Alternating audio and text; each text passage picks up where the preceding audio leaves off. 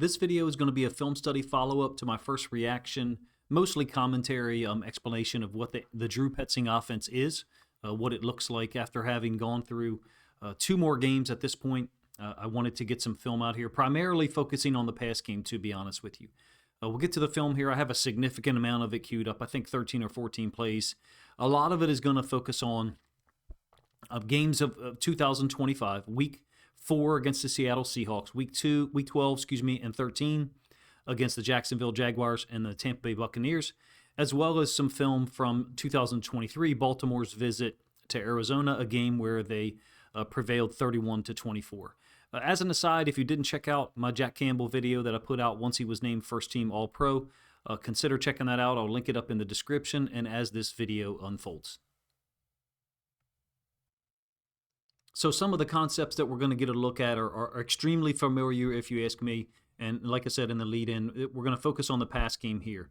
Ball on the left hash, we're talking about a tremendous weighted, the weighted nature of where he will attack, which is into the boundary. And that really harkens back to Ben Johnson in 2022, 23, and 24. So this is a familiar concept. Basically, flood, you're going to get a clear-out route by Harrison down here at the bottom.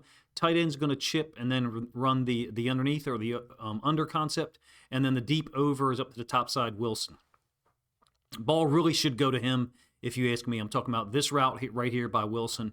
I think the decision-making by Jared Goff is going to be far superior to anything that Petzing has dealt with from a quarterback standpoint, at least recently. And so on this play, Brissett, who, I'm not going to be too critical of. Look, Brissett's made like $66 million in his career, so there's not a whole lot that I can say about the guy. He's obviously been successful at what he's doing, but this is one. Goff's not going to miss this opportunity, especially early in the game. Like I said, this is Week 13 against the Tampa Bay Bucs, a game that Arizona will go on to lose 20-17. So what I'm talking about is this vertical by Harrison, really carrying or occupying that safety and this corner. And so as it's drawn up, or at least, the way it looks on this freeze frame right now, you might think, well, it doesn't look like he's going to be open to me, Coach. Look at the safety's body orientation, turning his back. Brissett should get this football to Wilson. This will be an opportunity for him to run onto the space for a big play, if you ask me.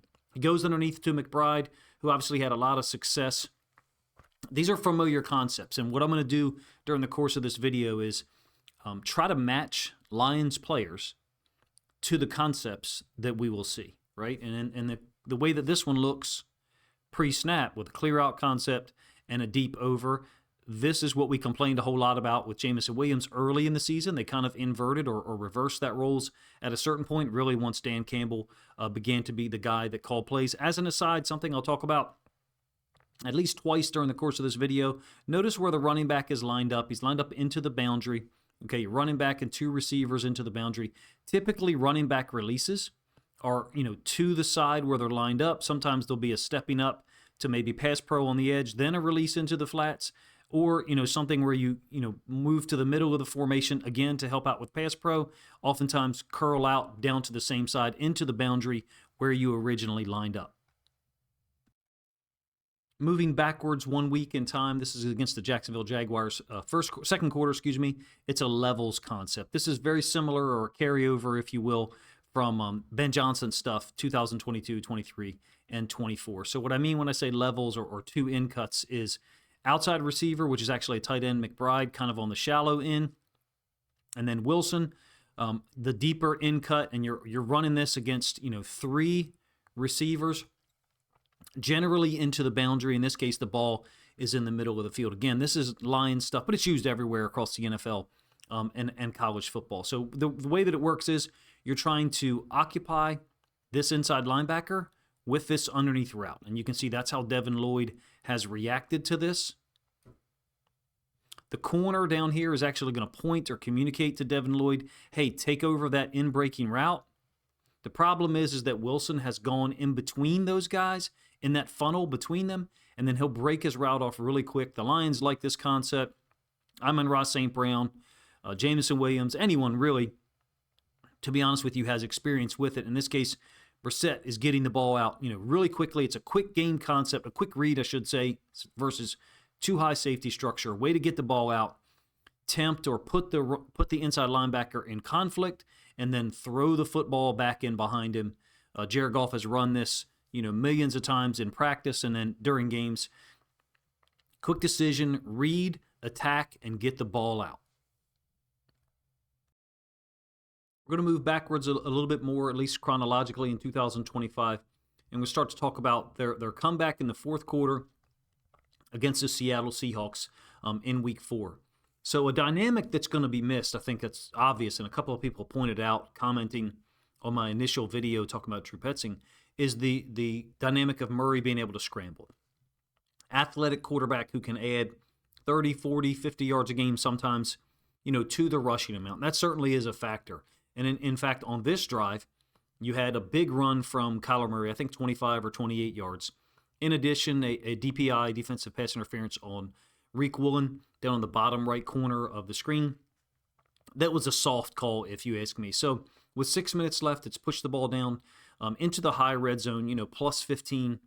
And this is kind of an answer that you get for man-to-man often from Drew Petzing. So it's a little simplistic to say this is his only answer, but you do see this show up consistently. It's a little bit like slot fade-ish, but Kyler Murray is initially going to look for McBride down here. So the combination of this route by Harrison and McBride's route down here at the bottom is meant to put this safety in conflict. We'll let it play out a little bit so you guys can see what I mean. Post-snap, Murray is going to look at McBride initially down here at the bottom side of the screen. I'm not giving you the end zone angle on this particular play, but you can kind of see it for yourself with Kyler Murray's helmet, especially the way it's oriented right now. Looks like a simple answer if you were not to look at Kyler Murray, but they put that safety that have spot shadowed in blue in conflict by these two routes, right? And the idea here is I think that Kobe Bryant has probably carried this in a little bit too far towards the hash. He could have been influenced by Kyler Murray's eyes. But in any case, it's a one-on-one matchup in space. Really, you're talking about almost like a corner, a little bit slot fade-ish. Not just throwing this ball up, if you ask me, giving Harrison an opportunity to make a play. He had 2 critical drops in this game earlier. Maybe it was actually 3, one of which resulted in an interception. That's against Devin Witherspoon. So, reflects well on him, first of all. Second of all, there is a height advantage there, don't get me wrong, a frame and an arm length advantage. But this is great design. Who is this player for the Lions? Tesla. I think it's pretty obvious that that's the guy. Not that St. Brown couldn't catch the football here or Jamison Williams. I just don't know that those two guys are, quote, jump ball type players against this quality of defensive back like a Devin Witherspoon. To me, that looks like it fits Tesla more, or, maybe some unknown player who's not on the roster yet. First glance, looking at some of the pass concepts, if I did have a complaint, it would be didn't see a lot of picks or rubs. Not as much, more so matchup oriented, okay? Second glance watching this play, I think what's really happening here from a Kyler Murray standpoint is he knows he's got man up here to the top side, and the Seahawks major in playing split field coverages where you get man to one side and zone to the other. Watch the reaction of these DBs and inside linebackers down here. Probably has something to do with the fact that you have 3 into the boundary, 2 tight ends and 1 running back. Basically, I think they're playing zone to the bottom side and man to the top side of the field, the top side of our screen, and Kyler Murray knows it, and so he just looks over at McBride for a moment. Yeah, is it possible that he, absolutely knows where he's going with the football? What I'm saying is, even for those of us who try to watch as much film as possible and take the game extremely seriously, sometimes it takes more than one watch to try to understand it. I don't think that Drew Petzing's answers to man is always going to be a slot fade, even though it's going to show up in this film and even 2023 film against the Ravens.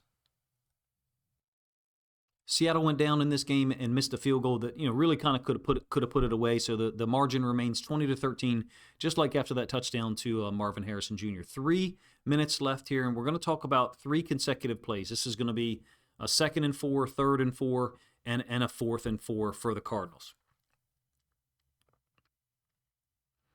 So it's a back shoulder fade situation. It's kind of hard to see. And again, I'm not going to give you the end zone angle here. So it's a little bit matchup based, right? But I think it's a product of them knowing the coverage. So basically what I mean is into the boundary, most teams, especially the Seahawks with Josh Jobe, they're playing man. And so it means he's going to take a man turn on anything that's an outside release. As opposed, a man turn basically means his back and butt is pointed towards the quarterback, his face or his chest is pointed towards the sideline. As opposed to if he was to turn his body, clockwise, which, doesn't make sense necessarily. He'd be outside leverage. He wouldn't be in this leverage if he was doing so. Then his face mask and his chest would end up looking in towards the quarterback. This kind of back shoulder throw fits well when you had, it's Michael Wilson, who it ends up being incomplete. But my point is, there was a time watching some of the past concepts where I thought, okay, things look a little bit too matchup based and maybe predicated or reliant, I should say, upon attacking man with slot fades, back shoulder stuff. I didn't see as much of the back shoulder stuff as I expected. I definitely remembered it from this game because I thought that was a great catch by Wilson, who's a really underrated guy from after watching a lot of this film. Very next snap, like I said, it was a 2nd and 4. We're now into a 3rd and 4. And this just kind of illustrates, I know that you didn't sign up for this, but it's how difficult it is to play against this defense. They're kind of showing man pre-snap. Something to say there about lining up Drake Thomas over Trey McBride. I mean, are you really going to play man there? But it's a too high safety look by the Seahawks, and they're going to drop out into a Tampa 2. It's commonly used, line up in man, play zone, line up in zone, play man. The Seahawks, I think, they specialize in it, and they're exceptionally good at it. Here you've got a situation late in the 4th quarter. Kyler Murray, I think he actually knows. I think he recognizes it, somehow. I'm not sure what he sees to recognize it. I don't think he's fooled here. It's a Tampa 2, basically. This Mike linebacker, Drake Thomas, if McBride was to run a vertical between the hashes up the middle of the field, then Drake Thomas would carry it. That's the math that makes a Tampa 2 really wrong, because you do have 2 deep safeties, but then you also have a Mike linebacker who could carry things into the middle third of the field. That math doesn't work, obviously, a half, and a third. But they've switched from man to zone, and Kyler Murray's getting rid of the ball quick. It's a great reaction by Devin Witherspoon, who's, he's just like a cat, and it's a great play by him to knock the ball away from McBride. And, of course, he's got to talk shit afterwards. I think Murray recognized it. I think he's trying to fit the throw in there between the Mike linebacker and Witherspoon, and maybe he just didn't understand, what he was dealing with, even though at this point we're talking about the 57th or 58th minute of play. So here's the 4th and 4, the ensuing snap. And I think this kind of speaks to Murray's awareness, a higher level awareness than people may want to give him credit. So this is the glitch blitz for Seattle. If you're not familiar, I'll diagram it up and kind of talk about it. It's going to be a clear push-off, if you ask me, by Michael Wilson up into the boundary. It's going to be, once again, against Josh Jobe. Simple concept against man in that, that doesn't look simple on the screen. My apologies for that. All these blue lines just illustrate the guys that are rushing. But you can see there's more players lined up than just the number of blue lines that I had. So you've got 7 potential blitzers or rushers there. Normally with the glitch blitz, 2 guys are going to drop out from the middle. In this case, it's going to be Leonard Williams, the defensive tackle, and Uchenna Nwosu, who I think advances too far forward past the line of scrimmage. The idea here is to create a mathematical equation on the defense for this rush, such that the center and the 2 guards end up blocking, really nobody, and someone off the edge, usually a safety or an inside linebacker, ends up as a free rusher. So on a 4th and 5 or 4th and 4, I should say, is Kyler Murray just throwing this up? Well, yeah, he's throwing it up to a matchup that he likes, and it's Jobe against Wilson. For whatever reason, you could say, well, why doesn't he want to go to Marvin Harrison Jr.? I think he's prepped by Petzing that this could be the glitch blitz. Hey, if you get a mug look with a whole bunch of rushers on the line of scrimmage, really good possibility that 1 or 2 of those guys is going to drop out, and the things that you think would be open in the middle of the field, quick and short, will not be. That's the whole design of the glitch blitz. I've seen it run by McDonald for years, dating back to 2022. When it has been beat, it's been beat to the outside, oftentimes by running backs kind of leaking out or receivers just, quote, winning their one-on-one. I've never seen it get beat over the middle, and I suspect that that's one of the reasons why Kyler Murray knows where to go. We would have to assume that Drew Petzing, as the offensive coordinator, the guy calling the plays, who just spoke to him, 25, 30, 35 seconds before this play, in his headset communication system, gave him an idea of what was to come. Do I think it's a push off by Michael Wilson? Yeah, I do. And, watching the game live, at first I thought, can they call OPI and DPI at the same time? But now looking at it multiple times, it's pretty clear to me that he pushed off, and that's what, gave him that much separation. It's a crazy play. The catch, the actual catch, to get the conversion, kind of keep them alive. It easily could have been a drop. It easily could have been an OPI. The fact that Kyler Murray threw the ball to the outside against the glitch blitz leads me to believe he didn't get tricked by it. Some have been tricked by it and thrown interceptions over the middle, or thrown it and defensive tackles get a PD because they couldn't handle the catch initially. You should really get a sense, I think, from watching some of this that the Seahawks are clearly not in prevent defense with 2 minutes left and a 7-point lead on a 3rd and 9. Murray's actually looking at his running back here. Now, the Arizona sideline is down here as well. And I don't know where Petzing is located. It looks to me like he's on the sideline when he calls plays. Some offensive coordinators, go up top. But in any case, the route that the running back is going to run is going to pull this inside linebacker, Drake Thomas, with him. Why do I point that out? Because this is a middle screen. It's a really nice design. I don't remember anyone for Detroit running this. Maybe Khalif Raymond comes to mind, 2023, maybe 24, or perhaps Jahmyr Gibbs this past year. It's what we would call a Nike route in our system. So we're talking about number 4 here, which I think is Dortch. And so what he's going to do is he's going to make it look like he's running a bubble to the sideline and then come back to the middle of the field. I really do like the design here for a couple of reasons. Number one, Seattle is in man. So this safety, Kobe Bryant, is locked up visually on McBride. And you can see what happens, what that causes. It really creates what I would refer to as a 2-on-1. So 2-on-1 in that the man who is guarding Dortch gets blocked by the tight end, and the player assigned to guard the tight end, McBride, Kobe Bryant, is also occupied by that post-snap movement. Really great design, if you ask me, to attack man coverage. Does it look like, to me, Petzing attacks man better than zones? I don't think I can really say that, but he's going to be dealing with, the smartest quarterback that he's had exposure to since, really 2021, Baker Mayfield. But I would even say that Baker Mayfield, at no time, in 2021 at least, was to the level that Jared Goff is from pre-snap understanding to post-snap configuration that he'll be in for 2026. So it's a great design on a 3rd and 9. The inside linebacker cleared out by the running back route.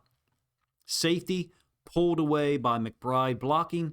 Middle of the field safety, too far away to do anything about it. It's just a great fucking call on 3rd and 9 in this situation. I think you got to give credit where credit's due. I'll give you the same play from the end zone angle. Ball's on the right hash. You can see that Murray is communicating something to the running back, although the running back doesn't appear to be looking at him. I think he might just be telling him what route to run. I suspect that it's related to Drake Thomas's alignment, and Murray, knowing that both inside linebackers are actually walked up.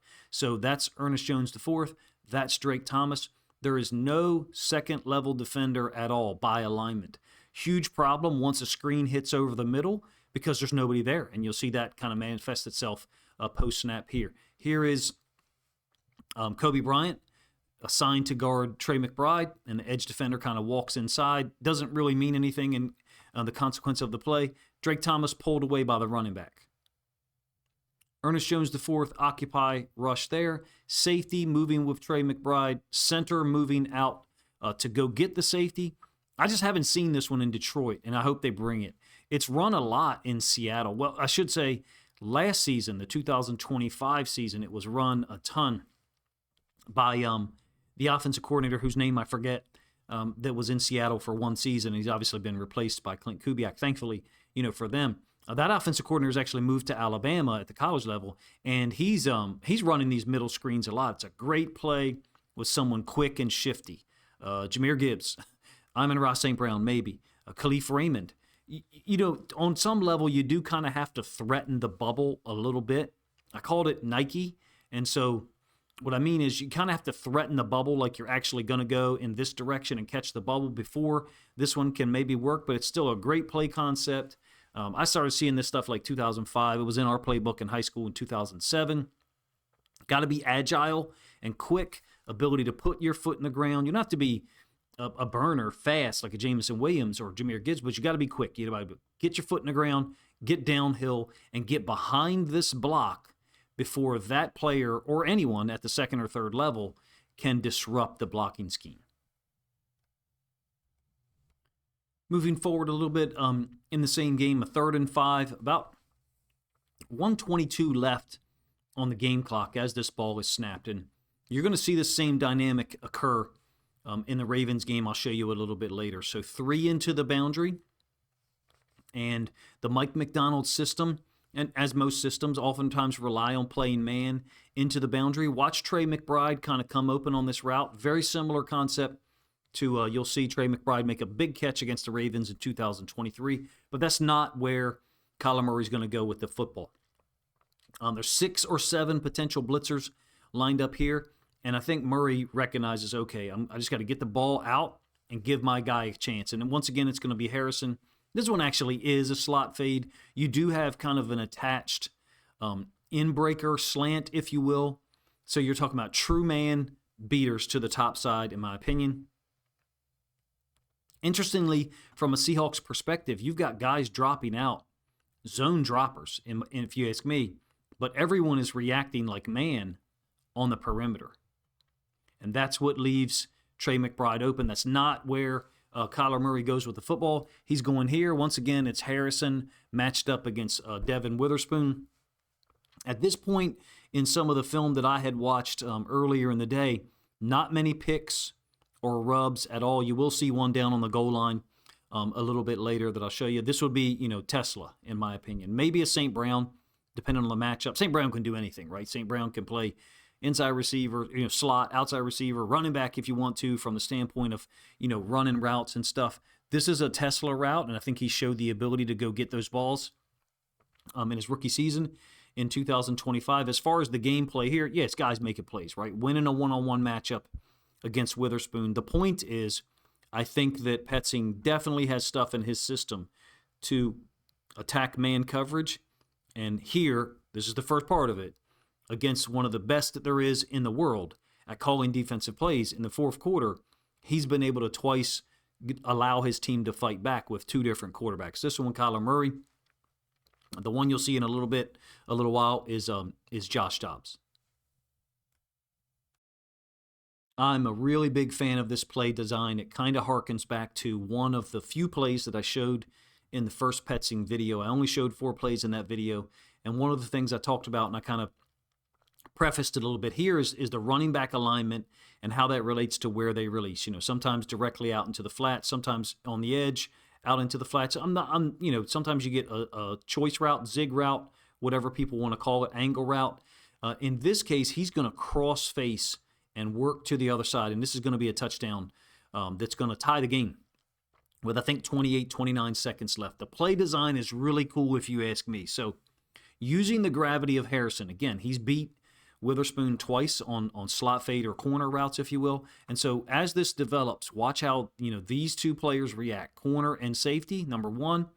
And then in addition, this underneath route by, I believe that's Rondale Moore, or maybe that's actually Dortch again, I could be wrong.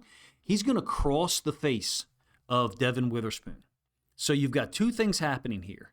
It's a little mesh-ish, all right, by this route from the top side and then Wilson underneath. So there's options here for the quarterback. But this vertical or push by Harrison, he knows he's not getting the football here, goes to the outside shoulder of Witherspoon, number 1. Number 2, the outside receiver crosses underneath of Witherspoon and intentionally allows him to be picked up visually by Witherspoon. You can see he's actually looking there. That's all by design, if you ask me, to see if the outside corner will A, go with Harrison, which he does. And then if Witherspoon doesn't react to this, it's over. It's kind of mesh-ish, if you will, with the running back crossing the face of the quarterback. Maybe I over-explained that one. My point is I'm trying to kind of refute something I've read out there already on social media, which is the run game's going to be fine, but the pass game not. This is really well-designed red zone type stuff. I know there's red zone data that his offense hasn't been great in the red zone. I think you'll get some examples here of things that you should, feel confident in. Sometimes they involve their running back. Sounds good to me. Like, sign me up for more, targets of Jahmyr Gibbs out into the flats, or David Montgomery or whoever. I think this is really well designed. I think it utilizes players in a way that makes sense, right? The vertical press by Harrison ends up holding Reek Woolen, who's got a tendency to kind of play man, even if it's zone, if that makes sense. Witherspoon is occupied by this underneath route for a moment, and then the running back wide open. That's wide open in the NFL. Witherspoon, as quick and fast as he is, wasn't able to get to it. I think really what we're talking about is math, numbers game. And I'll show you some examples of that a little bit later in the run game against the Ravens. I think I kind of did that in the first video. Again, that's something, to me, that kind of harkens to Ben Johnson, his time spent in Detroit. All right, we're actually going to move to that Baltimore game again. This is 2023. Josh Dobbs is at quarterback. I think this is the year that Kyler Murray got injured and put out for the season, but I could be wrong. I do know that they averaged 139 rush yards per game, which I think was third in the NFL. 2024, 144 yards per game, which was seventh.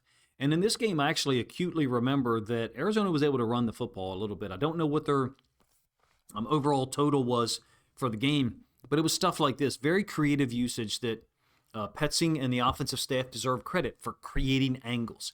Everyone talks about stacked boxes. You shouldn't run into stacked boxes. Absolutely not true. If you can create favorable angles for your blockers and the reactions of certain defensive players, then you can run the football against anything you want.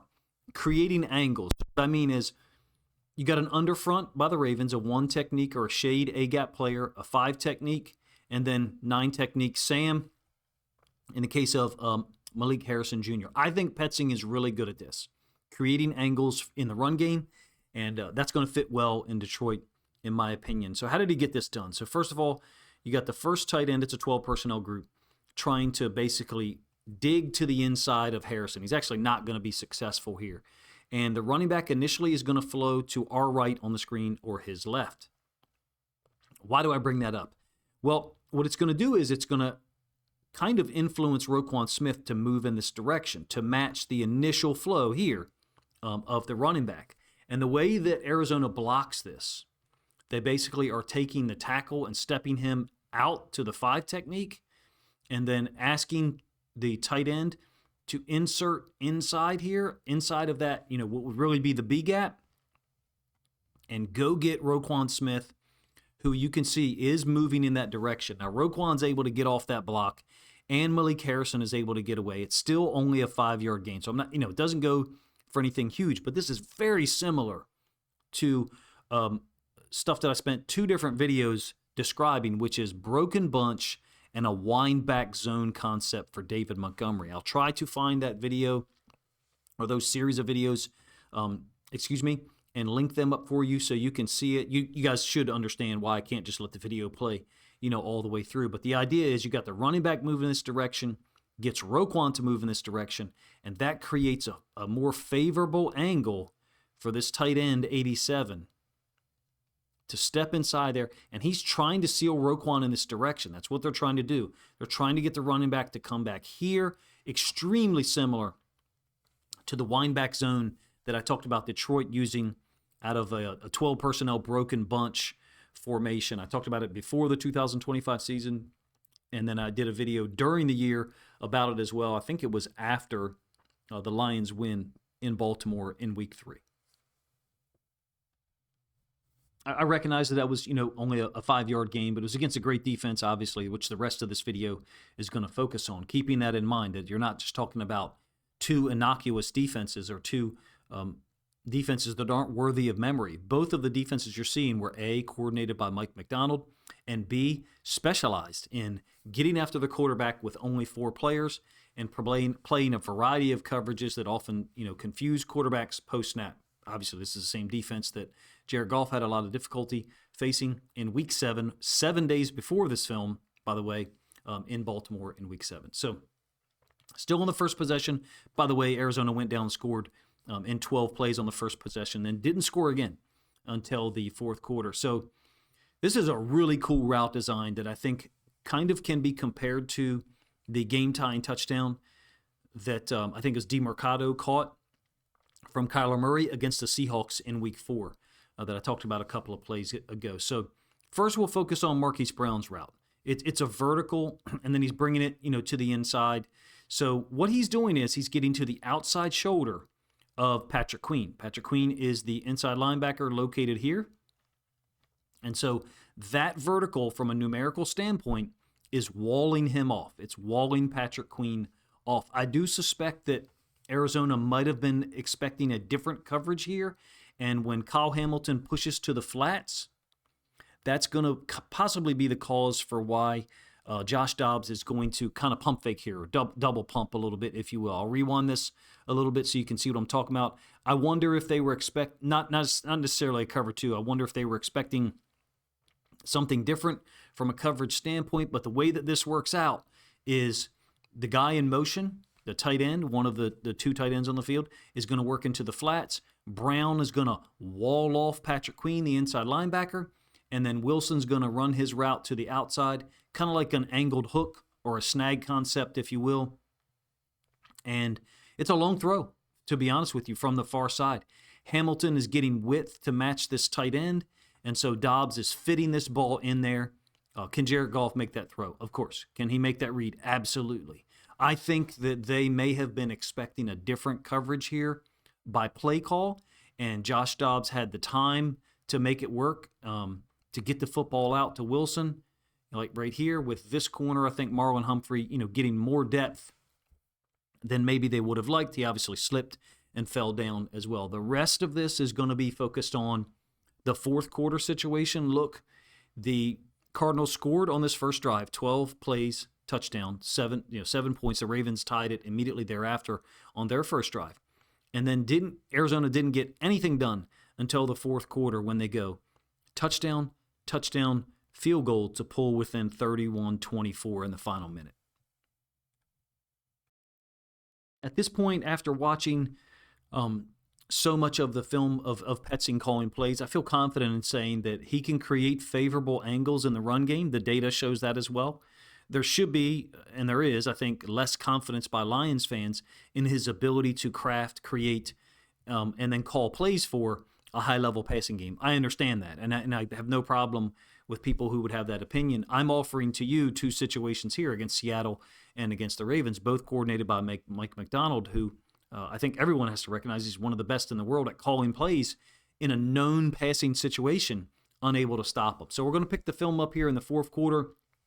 The run game actually worked some for Arizona, like I said, but there became this like 4 or 5 possession stretch where it was like punt, interception,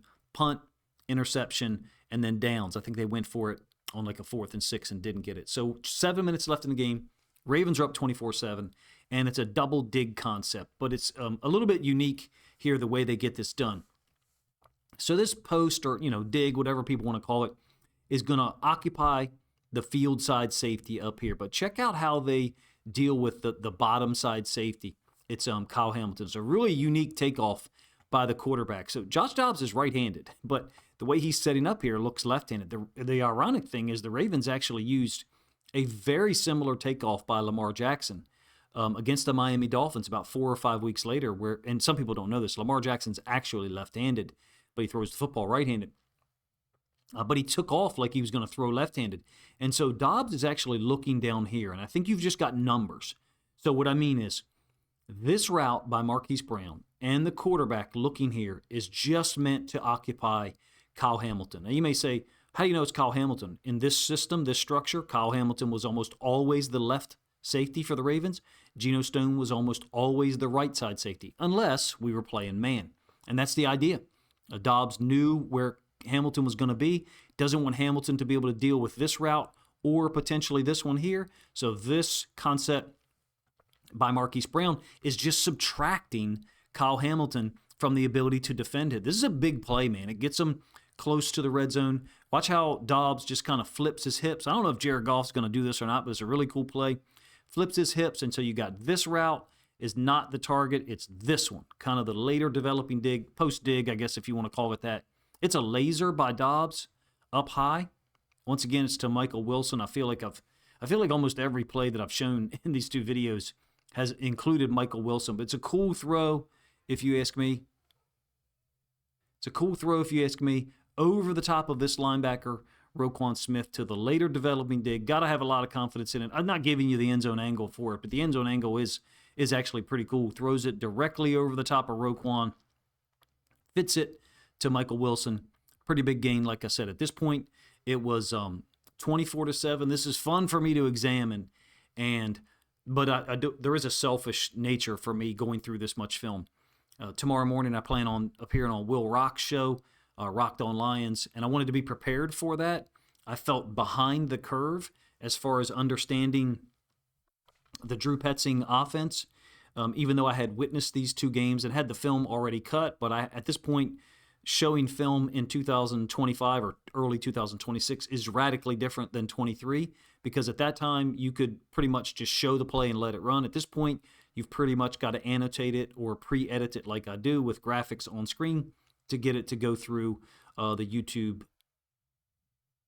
copyright detection system. So in any case, this is going to be obviously a blown coverage, but I think there's a design feature here, and it's very similar to a play that I showed you against the Seahawks, whereby Arizona had 3 to the boundary. Now, the difference here is you only have 2 to the boundary. So you got wide receiver Wilson, tight end McBride. The running back is actually set up to the field. 3 to the boundary would mean he's on the opposite side of the quarterback. Why does that matter? Because he's actually going to run a route into the boundary. He's actually going to run one of these. It's very similar to a running back mesh concept that I talked about in the first video. In addition, there's going to be a win by Jadeveon Clowney pretty quickly against this right tackle. He's going to create pressure on Josh Dobbs and really just disrupt the whole thing. Clowney actually played really well this year in Dallas as well. So many teams just kind of passed up on him. I think the Lions were one that could have used him. So really nice move here to get pressure on the quarterback. But let's talk about the concept and why it works. Again, the Ravens under McDonald, the Seahawks under McDonald, they play so much man into the boundary that they're kind of damned if they do and damned if they don't here. What I mean by that is Brandon Stevens is going to chase this route. He's going to chase it all the way across. I suspect he should have let this go. I mean, look at the depth that Michael Wilson runs this, right? He's inside of 5, oftentimes 5 yards is the decision bar for a corner. So Stevens ends up chasing this, probably a mistake, but you still have the idea that there's conflict created, kind of this 1, 2, 3, if-then type of statements. The way it works out, it ends up being McBride over the top because Dobbs gets away from Clowney. So this is really frustrating for me to watch live, but there's Stevens chasing Wilson all the way across. Dobbs is going to escape. Like I said, it was frustrating for me to watch this live because I was like, come on, man, Josh Dobbs is tearing us up all of a sudden after we stopped him for 2+ quarters. But the if-then nature of this, let's say Stevens stays and he goes with McBride's route, and that's not available. Of course, Jadeveon Clowney could finish this off. You've still put conflict on the 2 inside linebackers, right? By the later developing route by the running back into the boundary. Remember, he didn't line up to the boundary. He lined up to the field. And then kind of crosses underneath with Michael Wilson. This is a little bit running back mesh-ish type look. It's very frustrating, obviously, that, to talk about this game, to talk about that game immediately thereafter. But I think that you have a design element here, meaning Petzing knew that we played so much man to the boundary that he could potentially put us in conflict. They don't call the play expecting the right tackle to get, his ass kicked immediately like he did and make it so easy for Jadeveon Clowney to get pressure.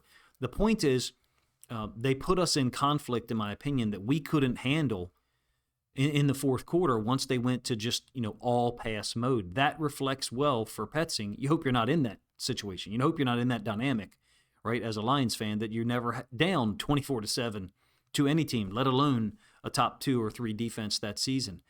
I think it's a really nice play call. It's very similar to one that he used against Seattle. Again, same defensive coordinator, same system.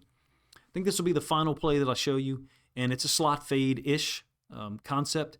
It's going to be Marquise Brown. This touchdown, I think, is going to get them to 31-21, and then they actually get an onside kick with very little time left on the clock. There's an added element to this play, something I kind of called for earlier on some third downs or fourth downs, and it's a little bit of a pick rub element. So what I'm talking about is this route by Michael Wilson. Brown's route is independent of any pick or rub or screen. It's the slot receiver, I think, Dortch, who doesn't look super interested in setting this pick or the screen. But you got 2 reads here. It's not isolated. It's not home run or strikeout for me. This is actually, you got the slot fade to Brown, which is where Dobbs goes with it. But in addition, you got Wilson running underneath, the potential for this guy, this receiver, to pick or screen his defender, Brandon Stevens, who, almost always, played man-to-man when he was with the Ravens. So you got 2 parts to this. It's really a 2-read structure. 2 reads here for the quarterback. Inside linebacker could obviously play a role if he had scooted over some in that direction. That's not where Dobbs went with the football. It's a win against Kyle Hamilton. Oh, by the way, that number 10 who's getting his hands up in the air to try to defend right there, that's Arthur Millette, who spent time in Detroit this year. I think I have less concerns about the pass game than other people have posted or mentioned on social media. Having said that, when I initially started to watch the film, there was a concern. Like, is it too simple, his responses to man, even though at times it was effective? You see an example there, as well as a couple others earlier in this video that I showed you, where he does have depth of answers or layers to the concept, if you will. The running back touchdown against the Seahawks week 4 to tie it at 20 with 28 seconds left. This play here, even though it is a slot fade that he targets to Marquise Brown, you have the pick nature of it between, I think that is actually Rondale Moore and Michael Wilson. By the way, I produced the Jack Campbell video once the season was over. If you haven't checked it out, I'm going to link it up in the description. In addition, I did do a Petzing offense reaction with mostly commentary earlier. We'll call it part 1. This would be part 2. If you haven't checked those out, I'll link them up in the description. There's a lot to say. I think I went over much of it on each snap or each play here. I don't know if you guys want to hear me try to summarize it more. I did a lot of that earlier in the Petzing part 1 video. I do actually enjoy operating from a deficit, meaning if I feel behind in studying something. In this case, I didn't have enough film of Petzing saved up and the Arizona offense. I just didn't think it was worth my while. And that made it more difficult to offer evaluative statements in the part 1 video. I just won't stop when I'm operating uphill. Here, I think you see better pass design than some people have given him credit for online. The man answers are solid. Zone answers, I'd like to see more of that. And I think there was times for Detroit in 2025 where, they had trouble against zone defenses. These were 2 times, the Ravens in 23, the Seahawks in 25, where I saw his pass game claw them back in. And they were both against top 2 or 3 defenses in the league at that season who weren't playing prevent defense.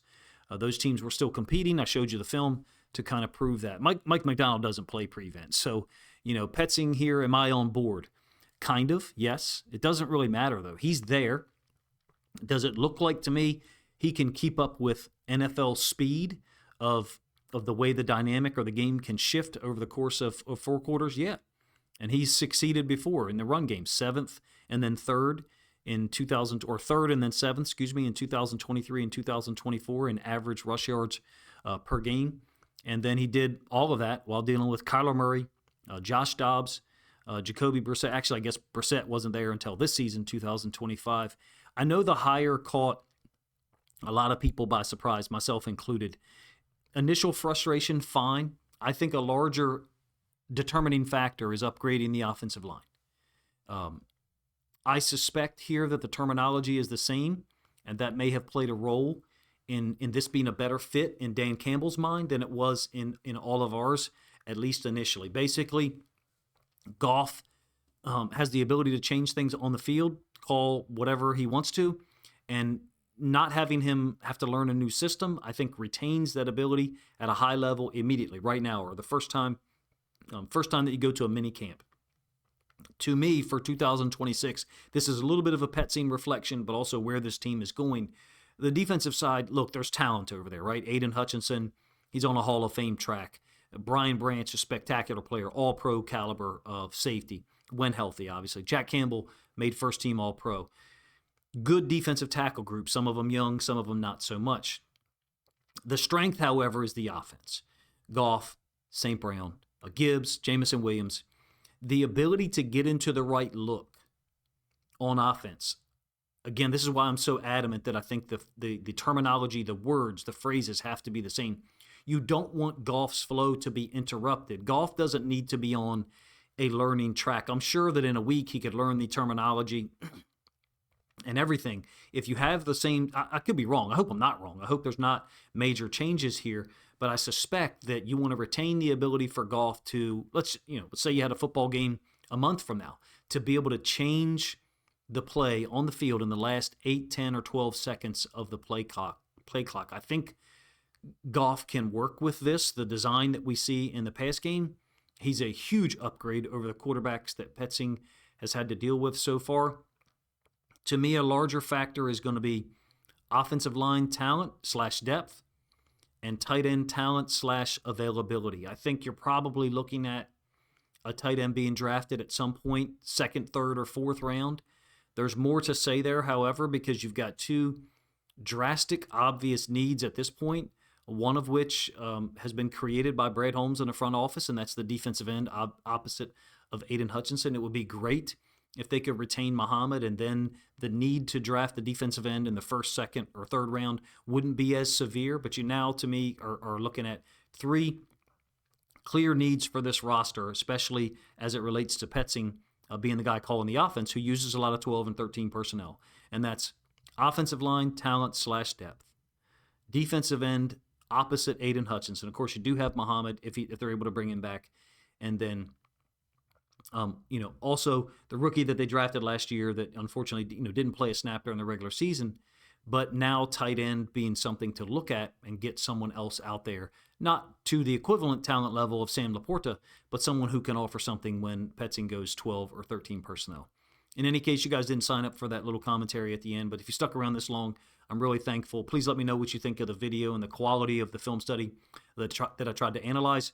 I didn't expect to be doing a Drew Petzing offense video, let alone two in the same day. But once I recognized that I was operating from a deficit earlier today, I really just loaded up the film as much as possible and tried to cut as many plays as I could to get them out for you guys. So if you enjoyed the video, please let me know in the comment section, number one. And then finally, if you think other Lions fans would like to hear my thoughts on the Drew Petzing offense as it stands right now through my observation, as well as the film that I tried to use to support those observations, then please consider grabbing a link to this video, sharing it out on social media to help this content get more reach.